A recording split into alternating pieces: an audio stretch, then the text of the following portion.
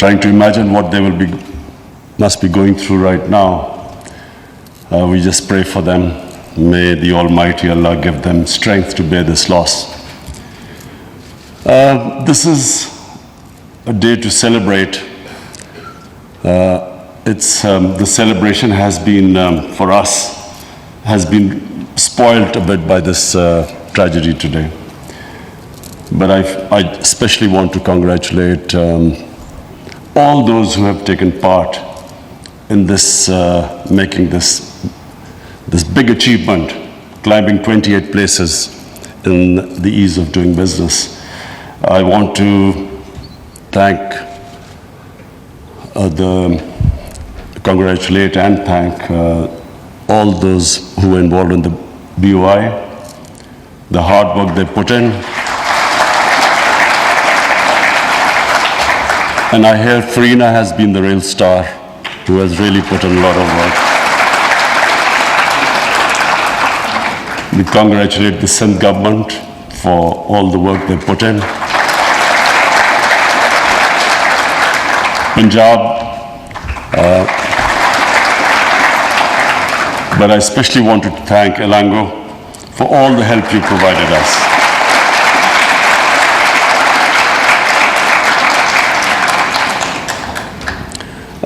David, let me just give you a brief history of Pakistan, because Pakistan and I are almost the same age. So we started off really well. Pakistan in the 60s was considered one of the fastest growing countries in Asia. And a lot of countries came and tried to study Pakistan's model. What was the secret of our success? And the secret was that we had one of the best governance systems. Our bureaucracy was considered the best in Asia. And we had the government in the 60s, they decided that Pakistan needed to industrialize. So all incentives were given to industries. Hence, Pakistan rose very quickly.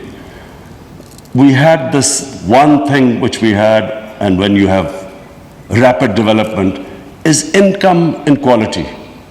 Inequality of income. So we had some very rich people, and majority people in the beginning did not really taste the fruits of that development. Unfortunately, rather than addressing this issue of income inequality, we started a program of socialism in the 80s, in the 70s, where this nationalization took place. And unfortunately, we lost our way. The problem was that we developed this, because I remember the political, the slogans of the time. Somehow we developed this idea that making money was a sin, that people making too many profits was somehow doing something illegal. And that mindset is what really, where Pakistan suffered. And actually that mindset persisted even to this day. Amongst the bureaucracy, among some political figures, the idea that people should not be making too much money, the socialist mindset. So what we want right now, the gains we have made, these 28 points we've gone up, it's the beginning. What we must start off with is a different mindset, that making money is not a sin, as long as you pay your taxes. Now that's the other problem, we don't pay our taxes. Maybe that's why people sort of resent people making money. But this new mindset in Pakistan is extremely important if we have to create wealth. Wealth creation is how we will get out of our current situation. We have big deficits. I congratulate our economic team that we have narrowed the current account deficit, but still we have big fiscal deficits. We still have to manage our current account deficit. But the future is if we create wealth. If we create wealth, which is, David, what you were talking about, once you create wealth, You create more, you collect more taxes, and then you spend that money on your human beings. That's how we saw China develop in the last 30 years. So this is the model for Pakistan. We want industrialization, we want wealth creation, and we want to lift people out of poverty. So a lot of things, David, which you said, is what we are trying to do right now. But the most ambitious program we have today is our poverty alleviation program, ESAS. Pakistan has never spent so much money in our entire history on poverty alleviation as we are doing this time, despite having a very narrow fiscal space.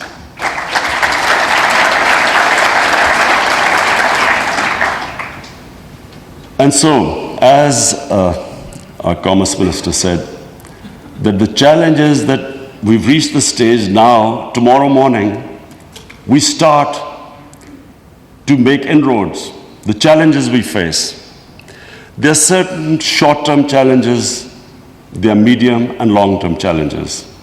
In my opinion, one of the biggest challenges we face is that we have a young population and we have to give them skills. We have to revamp the education system. The education system must equip our younger generation to go into the 21st century. We have technologies developing at a mind-boggling rate. New technologies coming in information technology, artificial intelligence. This is where we have a great chance that if we can equip our younger generation with the modern tools, then they become the asset of Pakistan. If we do not equip them, we do not pay attention on our education, they become a liability. So that's the number one challenge. Second is contract enforcement. We cannot invite investment unless and until the investors have trust in our justice system. So that is another big challenge, and we hope to be working with the current Chief Justice, who is one of the best jurists. We are very fortunate to have the current Chief Justice, who we consider as one of the best minds in the justice system. So he's already working on the criminal justice system, which again, a country, unless it has rule of law, it cannot afford to, it cannot invite investment. But the other thing is, how do we get contracts enforced? We have already suffered Pakistan has been major damages have been awarded against Pakistan. Rekodik and then Karke, and it's all because our justice system just did not enforce contracts properly. But the other point, David, which we're talking about, we have to get our female population involved in nation building. So my government, and I'm proud to say that we have in the ESAS program, we are especially paying attention to getting our women into the workforce. How can we value add to our women? How can we equip them with modern education? That's the third challenge we face. But I am proud to say today that we have a team. We finally have a team which knows where we are headed. We've got a roadmap. We know where we are headed. And again, I must thank Elango, because whenever we have any problems, Elango is there to help us. Whenever we have the roadblocks, we will come. David, finally, I want to again thank you for coming here, all your delegation, to celebrate this great achievement with us. And we hope to be in touch. We know we are already involved in a lot of other projects with the World Bank. We know that we are involving the World Bank in developing the infrastructure of Karachi. which is important because Karachi is our financial capital, and we need the sort of financing from World Bank to give Karachi water, the sewage system, the transport system. So I want to really thank you because I know you've been very supportive to us. Thank you very much. कारोबार में आसानियों के हवाले से नुमाइश का इनेकाद किया गया। इस तकरीब से वज़ीर आज़म इमरान खान खिताब कर रहे हैं और वज़ीर आज़म इमरान खान का खिताब करते हुए कहना था कि माजी में पाकिस्तान की हुकूमत और ब्यूरोक्रेसी एशिया में सबसे बेहतर थी। नौजवानों को फ़नी तरबियत दे रही हैं ताकि ये पाकिस्तान के लिए सरमायाकार साबित हों और मुल्क तरक्की के लिए निज़ाम तालीम को बेहतर किया जा रहा है। मुआशी मुश्किलात के बावजूद गुर्बत के खात्मे के लिए प्रोग्राम शुरू किया गया है।